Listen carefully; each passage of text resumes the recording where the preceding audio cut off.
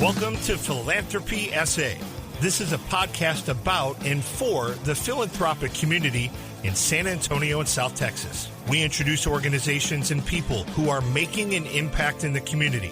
Beneficent Financial is proud to sponsor this podcast, and it is our hope that you enjoy this conversation about the impact we can have. The goal is to edify and inspire. Now please join our host, Dan Redman. Hi, welcome to Philanthropy SA. I'm your host, Dan Redman, and very pleased today to be joined by Jonathan Serenil, who is the founder of Unite SA.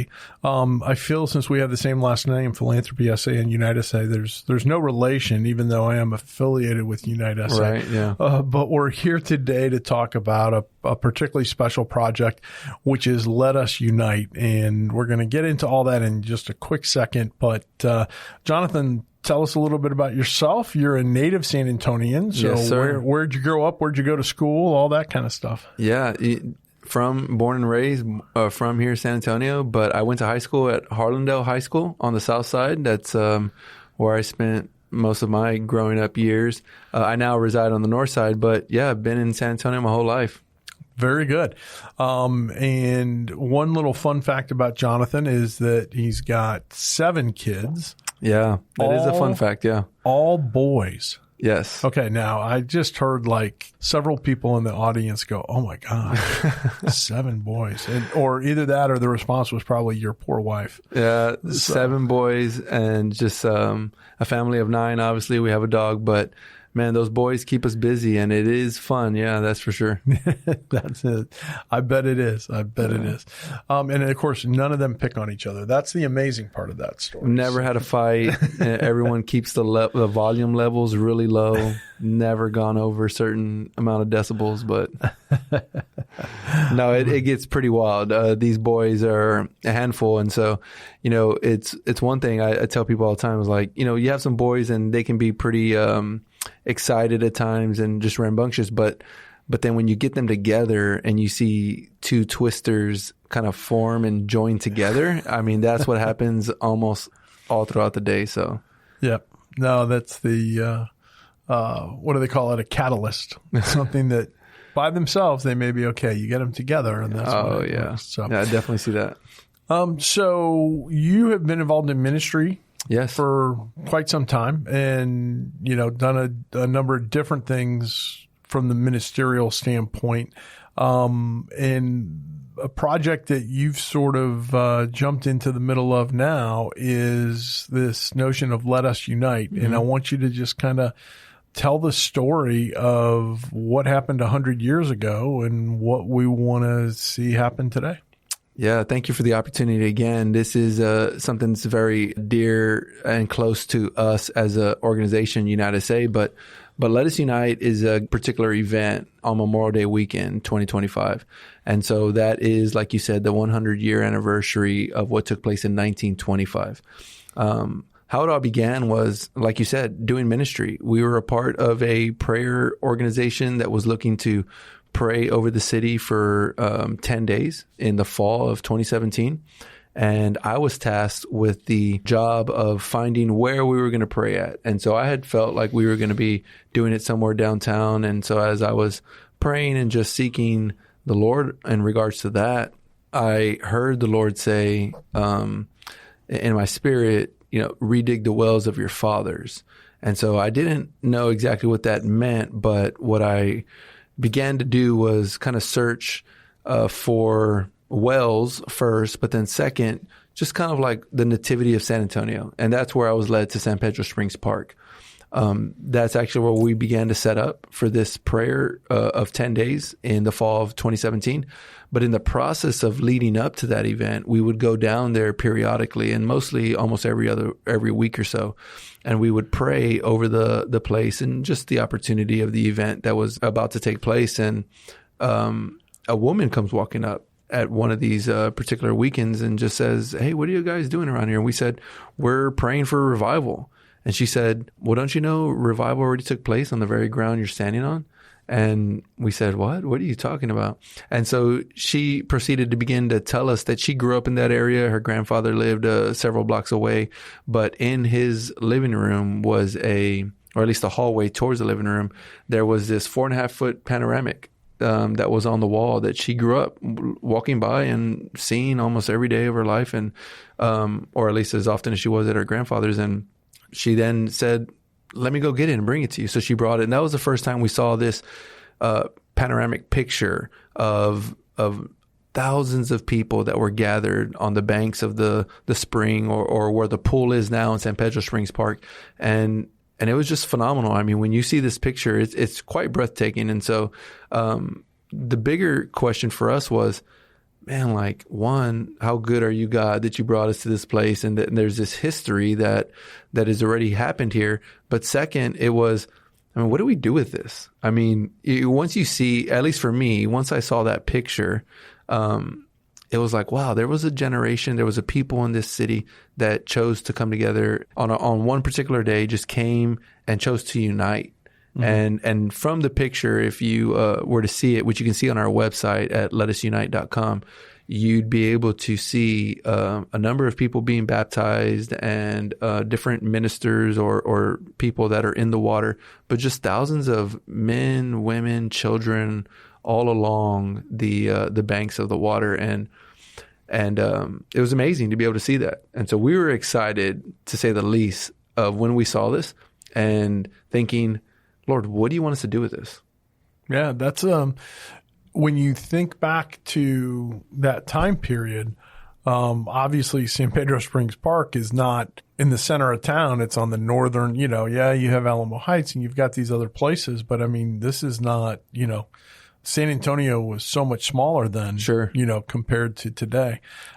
And so you have this gathering there, and it was not just a gathering, like it was kind of unique in the sense that it was an ecumenical kind of outreach. Exactly. So it was comprised of 7 different pastors? From what we've learned, there has been a concerted effort for people or different congregations to come together and steward what God was doing on that particular day, at least. But history tells us that there was a revival that took place at one particular time over 6 weeks, a period of time, but it literally happened over about a year and a half.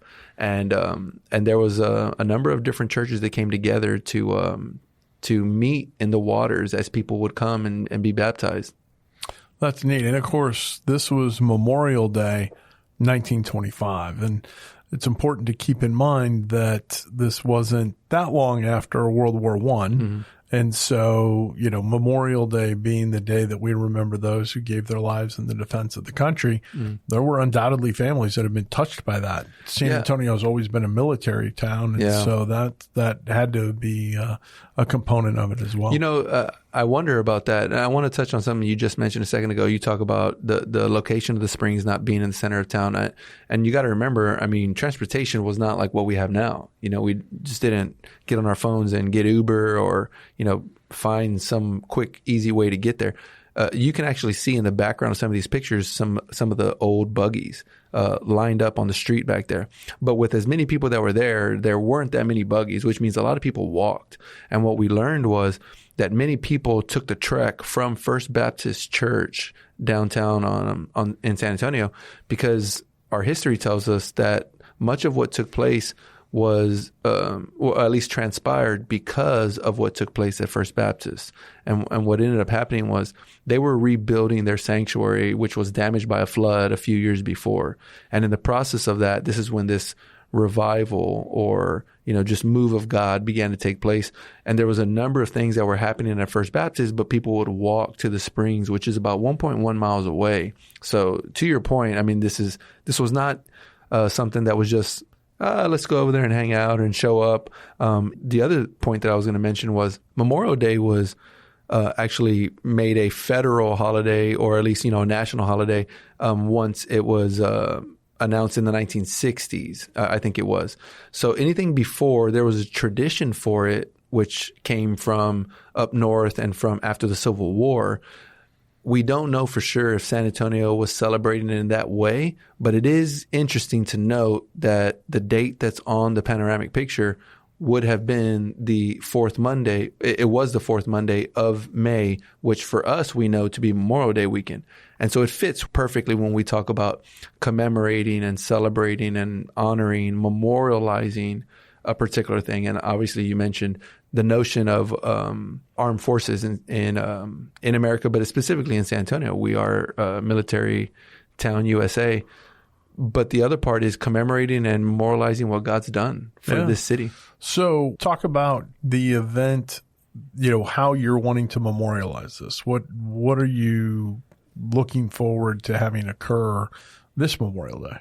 Yeah, that's a good question. And we, and you're a part of this, Dan, and several others. But, as we begin to think about gathering and this taking place, the question has been like, what are we expecting? What do we want to see? And there's a number of things that you can try to program and construct and put together and plan for. But one thing that we've been clear on is man, we just want God to, we want to celebrate and honor the faithfulness of God over this city.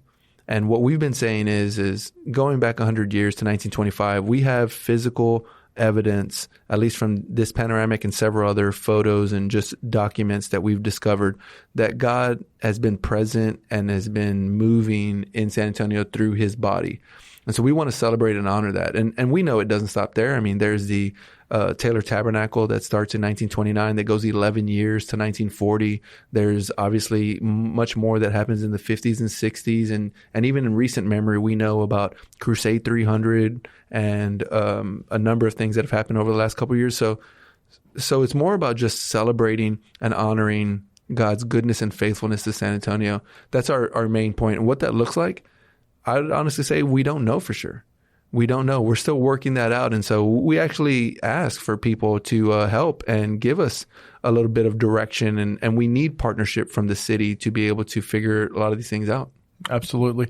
The vision, as I understand it, is to have an event at the park again this year. And I know, not wanting to get into too many of the details as you work with the city to make sure that everything's allowed and going to be able to do that. So we're not inviting everybody to the park just yet, but you had already mentioned the website, and I want to encourage people to go on that. And you'll have opportunities to kind of look at what's being done in some videos and that type of thing that talk about what happened in 1925 and then what's going forward. But talk a little bit about the hope that this, that this isn't just going to be a Memorial Day weekend event and then done.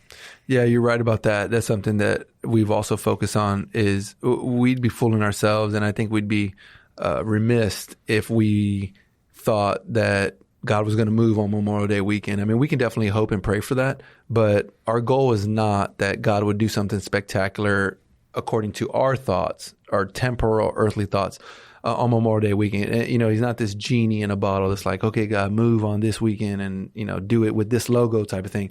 We just believe that God is doing something amazing in San Antonio over the last 100 years. But as we look at over the last, few years, there's definitely an excitement. There's a more than an interest. There's a desire amongst many people throughout San Antonio to gather, unite, and to begin to work together. And so we believe that Memorial Day weekend is simply a starting point, not an ending point. We believe that this is obviously decades of work of relationship building and reconciliation and things of that nature. And we're just hoping that something like this, which comes around once in a lifetime, would be an urgent plea, if you will, to the city to begin to at least consider and pray about starting to recognize one another, see one another, talk to one another, and hopefully work with one another. Yeah, I think the key word here is unite. And that's, in terms of let us unite is the URL. So, and is it .com, .org? Letusunite.com. Okay. Yep. And so letusunite.com, you can go on that website and you can get some information about it. And in just a minute, we're going to hear more from Jonathan about this project and some of the things going on and then some of the things that Unite SA does. But before we do that, we're going to hear a quick word from our sponsor.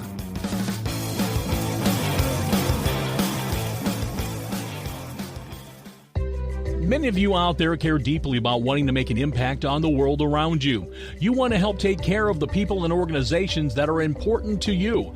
We understand that because we feel the same way. Beneficent Financial wants to help you. Our mission is to help people like you with professional, individualized financial advice achieve their objectives. Whether your financial legacy will stay within your family or benefit the community at large, we are able to help. Call Beneficent Financial today at 210-999-5511. In addition to traditional wealth management, we offer philanthropic services such as direct donations of required minimum distributions, donor-advised funds, and foundations. Call 210-999-5511 or go online to beneficentfinancial.net. Let us help you do well so you can do good. Securities offered through Momentum Independent Network, member SIPC/FINRA.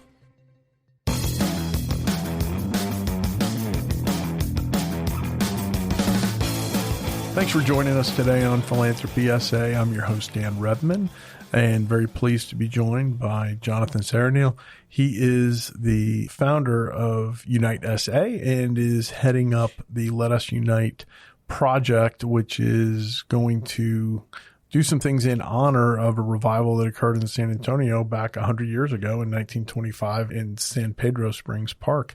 Very excited to get to be a part of that and everything. But as you're looking at doing that, it sounds daunting in terms of the amount of work ahead of you. So what all has been done so far, and then what needs to still be done?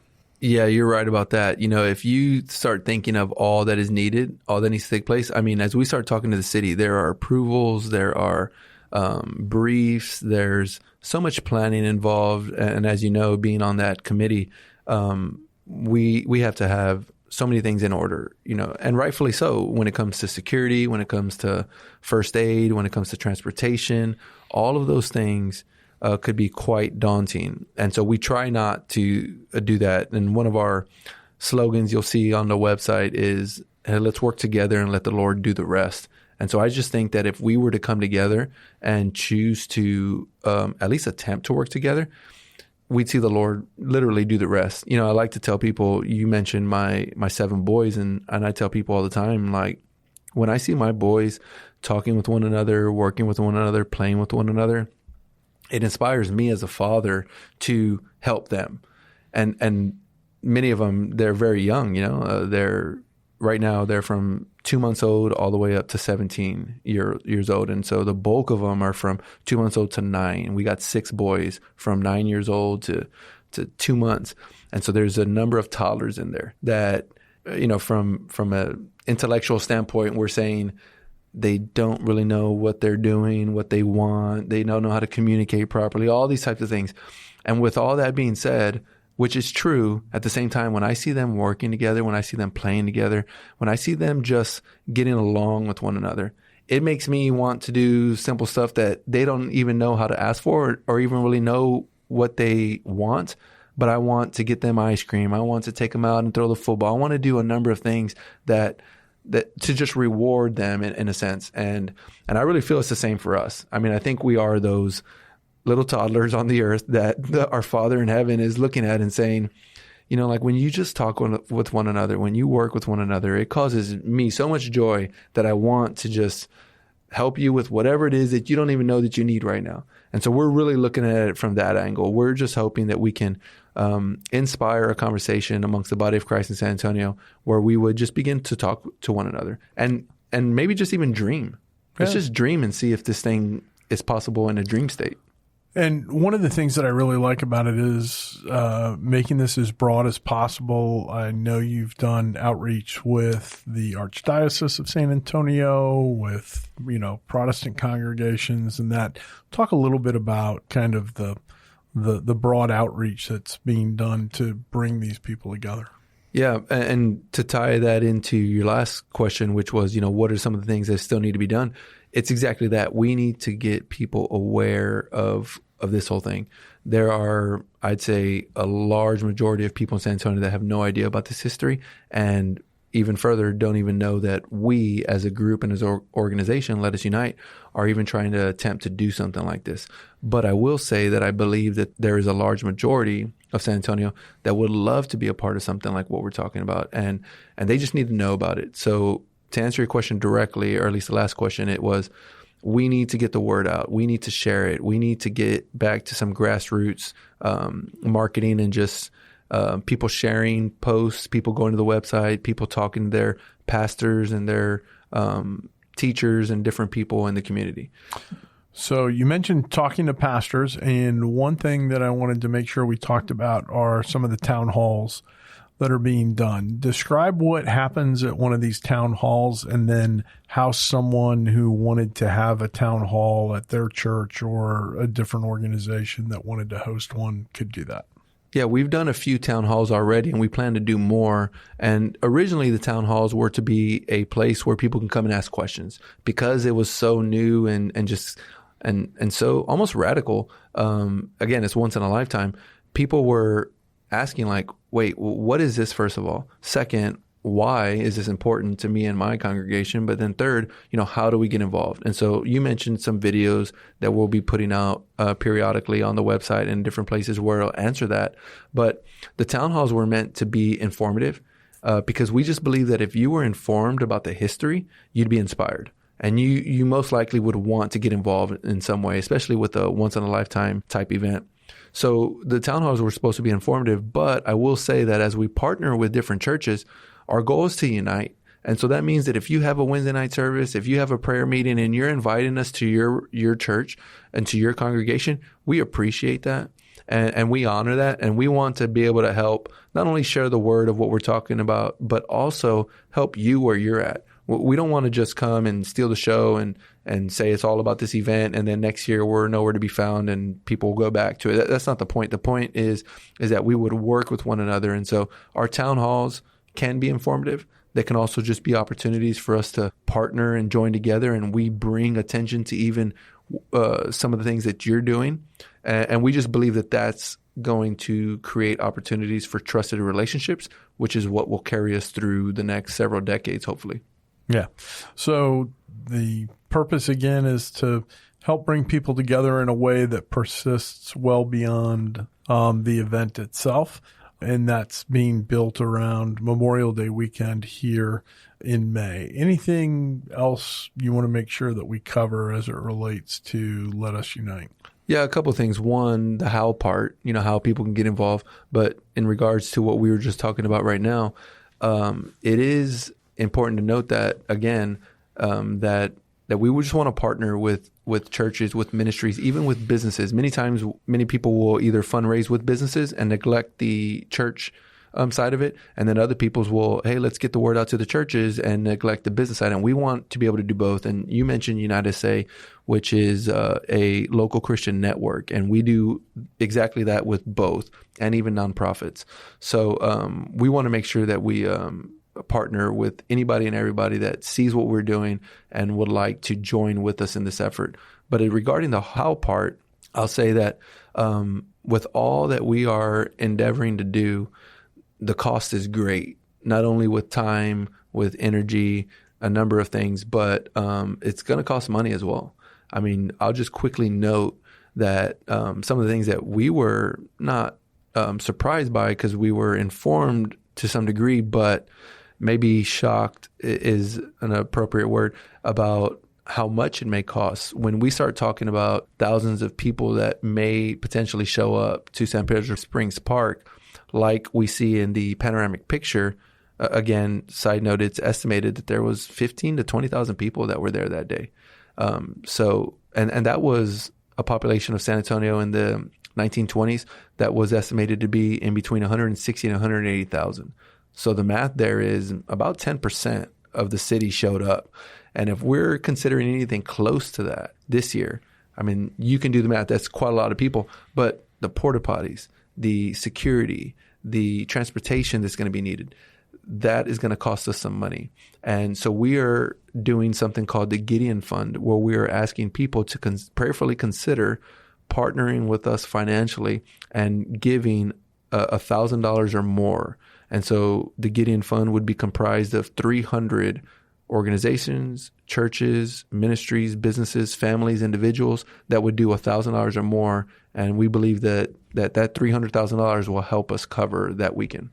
Right. But my understanding is people who aren't in a position to give $1,000, you will accept amounts less than that. Absolutely, yeah. In a number of ways. You can just give whatever amount you want. But second, if you want to be a part of the Gideon Fund, and I want to mention something about the Gideon Fund that we're hoping to be able to do. But even if you wanted to be a part of that and you couldn't do $1,000 all at one time, but you said, man, I want to do $100 a month, we'll honor that as well. We're not looking for necessarily $300,000. We're looking for 300 partners.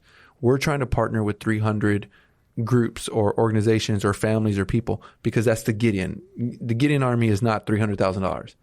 That's lifeless on the floor and going to be blown in the wind and not going to do anything on the day of battle. But 300 people, 300 businesses, 300 churches, that we want to partner with.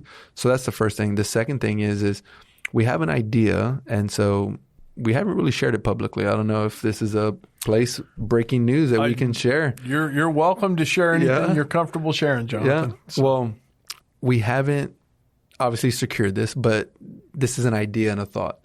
You know, when it comes to commemorating and memorializing what the Lord has done, as people do join and partner with us through the Gideon Fund, we will at some point approach the city and say, you know, imagine this thing happening and it commemorating what took place 100 years ago, and thousands of people were able to show up to San Pedro Springs Park in 2025. What if there was an opportunity to put a monument or a memorial plaque in the center of the park at San Pedro Springs Park? Our hope would be that we can put those 300 Gideon supporters on there, and that would be a testament to the generations to come that there was a generation here in San Antonio at one point, at least in 2025, that chose to honor and celebrate the goodness and faithfulness of God. Very good. So there's been a lot of work that's gone on to kind of get this going. There's a lot of work left to do. People who want to come alongside and help with this, whether that's talking to your pastors or helping to raise funds or just volunteering to, you know, help with the event itself, that can all be done at letusunite.com. Yes. And they can be praying for this event. They can sow into this event. They can tell people about it, like you said, and then also show up and let people know that you're going to show up. Yeah, so get those social networks activated and do all that. Does Let Us Unite also have like a Facebook page, LinkedIn, any other? So we do most of it through Unite SA, through our social media on Unite SA, and you can find that on the website at unitesatx.com and learn a little bit more about our local Christian network there. But we have been discussing actually putting Let Us Unite social media up. We don't have it up yet, but we're finding that there's going to be a need for that. So we're working on it. Right. In terms of letting people know what's happening, when, and all that kind of stuff. Yep. So, okay, Jonathan. Well, very much appreciate you being here. Any last words, anything you wanted to make sure to touch on, or anything you wish I had asked you that I didn't ask you? No, you know, I'll just mention this last thing, and you'd be very familiar with this. You know, there is prophetic thought, understanding, utterances that have been said over San Antonio. And much of it sounded something like this. I'm just paraphrasing, but that San Antonio would be a model and a template for the nations. And the question is what is that model? What is that template? What is that would go out to the nations, that would cause the nations to look at this city in the middle of Texas and say, that's something that we want to replicate, that we want to duplicate in our region of the world. And I don't know what that is really, but I submit to everyone listening that what if it's the unity of the body of Christ? And what if something like Memorial Day weekend, Let Us Unite 2025, was just an opportunity for us to exemplify that unity that we read about in Scripture, and that other cities, other places would look and say, hey, we could do that in our city. Because we have been called and approached by several other cities already, just because of the rumblings that have already began. And so I asked San Antonio, would you get involved? Would you play your part, play your role when it comes to uniting and causing something to go forth throughout the ends of the earth, that would be amazing. That would be a lot of fun. So, Jonathan, thanks for joining us today. We'll look forward to hearing about this as we get closer. And a little different than some of our other shows that we've done, we'll feature another nonprofit or another person who's helping to have an impact in the world next time around. But I wanted to make sure that folks had an opportunity to hear what was going on with this very interesting movement here at Let Us Unite, at the letusunite.com website. So check that out. And in the meantime, this is Dan Redmond reminding you to do well so you can do good. Thank you for joining us at Philanthropy SA. We hope you found something to inspire you during today's conversation. If you know organizations and people who are making an impact in the community, we would love to hear about it. Until next time, do well so you can do good.